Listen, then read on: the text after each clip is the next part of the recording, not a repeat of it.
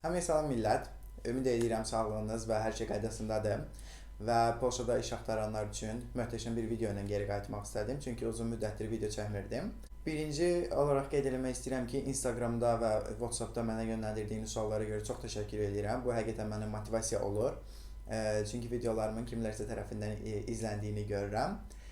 İkinci bir məsələ, videonun adından da gördüyünüz kimi Polşada necə asanlıqla iş tapa bilərsiniz, ondan danışacağım.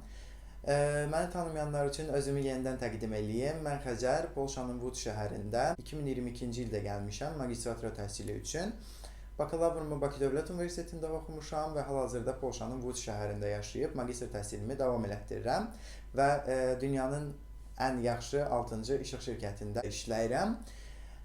İş tapmağımdan danışım, necə oldu iş tapmağım. Digər videolarda dediyim kimi, mən oxuduğum universitetdə birinci semestr əgər kəsir olarsa, universitetdən qovulma ehtimalımız var idi. Ona görə birinci semestr iş axtarmadım. Ancaq ikinci semestrdən başlayaraq mütəmadi olaraq iş axtarırdım və hal-hazırdakı işimə necə qəbul olundum, onu addım və addım danışacağam. Birinci addım ingilis dilinizin yaxşı olmağıdır. Xarici ölkədə, xüsusilə də Polşada heç kim sizdən İngilis dilinizin ana dili ingiliscə olanlar kimi danışmağınızı istəmir. Sadəcə işləyəcəyiniz iş yoldaşlarınız və menecerləriniz xarici olduğu üçün siz ingilis dilində özünüzü daha yaxşı ifadə eləyib və daha yaxşı başa düşməlisiniz. İkinci mərhələ CV-ninizlə bağlıdır. Hansı ki, həmin mərhələdən mən də keçmişəm və CV-mi demək olar 7 və ya 8 versiyası var idi işə müraciət elədiyim müddətdə.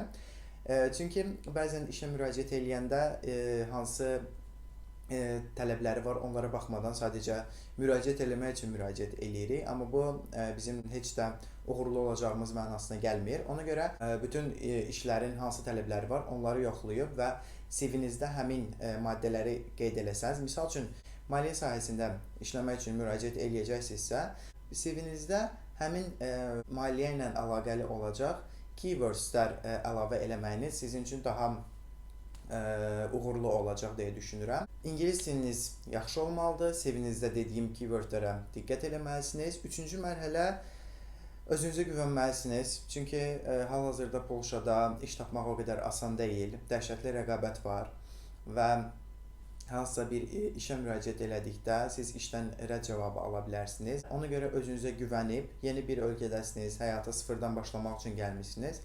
Özünüzə güvənib, güc toplayıb, bildiklərinizi daha da inkişaf elətdirib, daha asan və daha yaxşı işlər tapa bilərsiniz. Ona görə həvəsdən düşməyin və müraciət eləməyə davam eləyin. Müraciət eləməyə davam eləyəndə hardan davam eləyəcəksiniz? Saytlardan və ya hansı proqramlardan iş tapa bilərsiniz? Birinci, hamının bildiyi kimi LinkedIn var və mən Azərbaycanda olanda bununla bağlı o qədər çox məlumatım yox idi. Amma bura gəldikdən sonra onun necə vacib olduğunu başa düşdüm. LinkedIn profilinizi düzəldib və orada müxtəlif şirkətlərin paylaşdığı vakansiyalar var. Həmin vakansiyalara LinkedIn-dən müraciət edə bilərsiniz. Polşada müəyyən bir saytlar var, hansı ki orada da siz iş tapmağınıza kömək olacaq saytlardır. Prasa.pl, prasuy.pl, indeed.pl, glassdoor.pl kimi veb saytları var ki, hansı ki sizin iş tapmağınıza kömək olacaq. Bu Polşa ilə əlaqəli olan saytlardır və mən sadəcə ən məşhurlarını və ən sizə kömək ola biləcək saytları toplamışam. Amma Google-a girib Polşada iş və ya yaşadığınız şəhərdə hansı işlərlə maraqlanırsınızsa onu yazdıqda yetər qədər məlumat oradan da əldə edə bilərsiniz.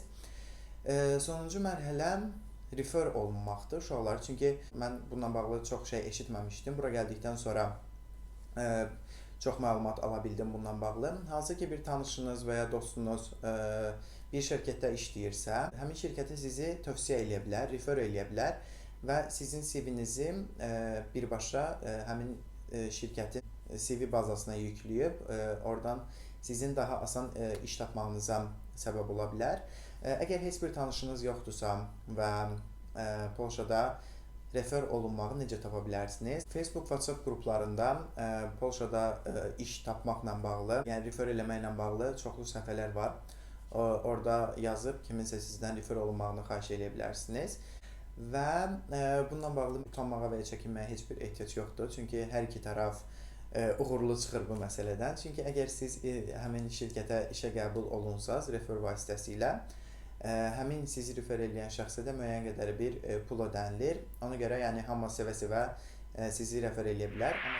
Yenə sonda demək istəyirəm ki, fərqli bir ölkədəsiniz, fərqli dildə bir iş axtarırsınız, işləyəcəyiniz iş sizin ana diliniz deyil, alacağınız cavabları sizi motivasiyanızı itirməyinizə səbəb olmasın. Son mərhələ kiçik bir ipucu verim sizə. Əgər Polşaya gəlməyiniz dəqiqləşibsə, universitetdən qəbul məktubunu almısınızsa və yaxud da 100% gələcəyinizə əminsinizsə, Azərbaycanda olduqdan artıq iş axtarmağa başlaya bilərsiniz. Bu sizə həqiqətən üstünlüyü olacaq. Çünki bura gəldikdən sonra mühitə uyğunlaşmaq, iş axtarıb hansı tələbləri var, onları öyrəndikdən sonra vaxt itirə bilərsiniz. Ona görə Azərbaycanda elə indi bu videonu izləyirsinizsə və Polşaya gələcəksinizsə, LinkedIn-ə daxil olub oradan hal-hazırda işlədiyiniz işlərə uyğun olaraq işlər axtara bilərsiniz və yaxud da təcrübəçi kimi işlər axtara bilərsiniz və onların müəyyən bir tələbləri var, hansı ki müəyyən bir proqramları bilmək və həmin proqramları öyrənib bura gəldikdə iş tapan müddətinizi çox qısa bir müddətə sala bilərsiniz. Bu müddətdən sonra əgər bu dediklərimi keçdikdən sonra siz müsahibəyə dəvət olunacaqsınız. Əgər müsahibə ilə bağlı video çəkməyimi istəsəniz, yorumlar hissəsində yaza bilərsiniz. Sevə-sevə çəkərəm.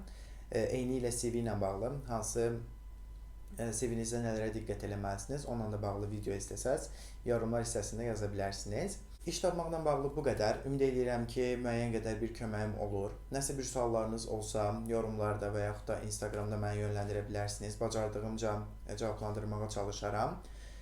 Hansısa şirkətdə işləyirsinizsə və kimisə refer eləyə bilərsinizsə, onu da videonun altında yaza bilərsiniz. Bəlkə kiməsə kömək olacaq.